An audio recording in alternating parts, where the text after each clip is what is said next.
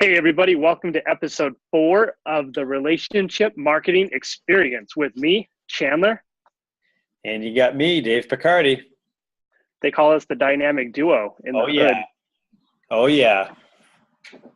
Yep. So today we're going to talk about why it's important to make pivot shifts and why when you're marketing, it's important to think and to not get in the mindset that everything's always going to be the same and it's always going to work and function the same, because it's never going to work that way. Right. And it's something we were just talking about is, having weekly meetings and really analyzing what you're doing and what you're putting out for content.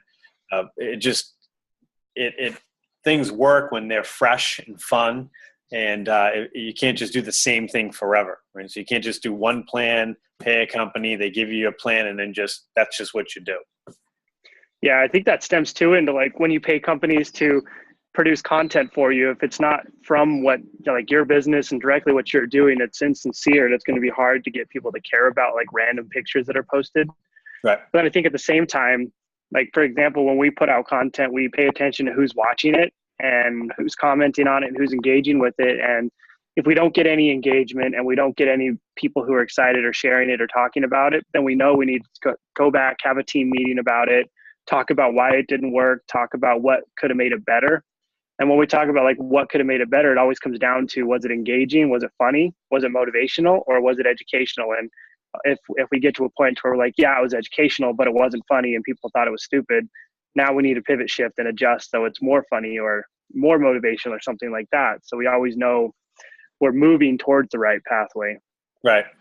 And just understanding with a long-term plan. So things might work really well in the spring that aren't going to work as well in the fall. And if you're not assessing and engaging with what's going on and making the necessary adjustments, you just don't know, And so we just find out we see it with like the big thing in advertising for social media is, people running Facebook ads and driving really low quality leads in, and then it works really well maybe the first time and kind of the second time. By the third time, it's a dud. So it wasn't the ad that was the dud. It was the overall system you were implementing that was the dud. There's no Yeah, exactly.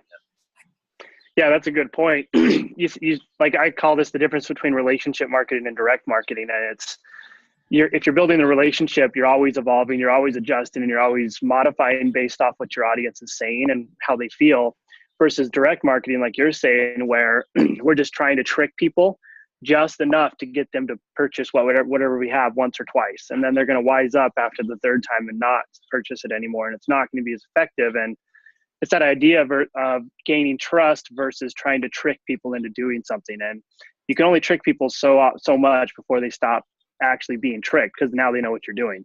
Right. So if you were tricking people, you want to make sure you're always reinventing what you're trying to trick them with.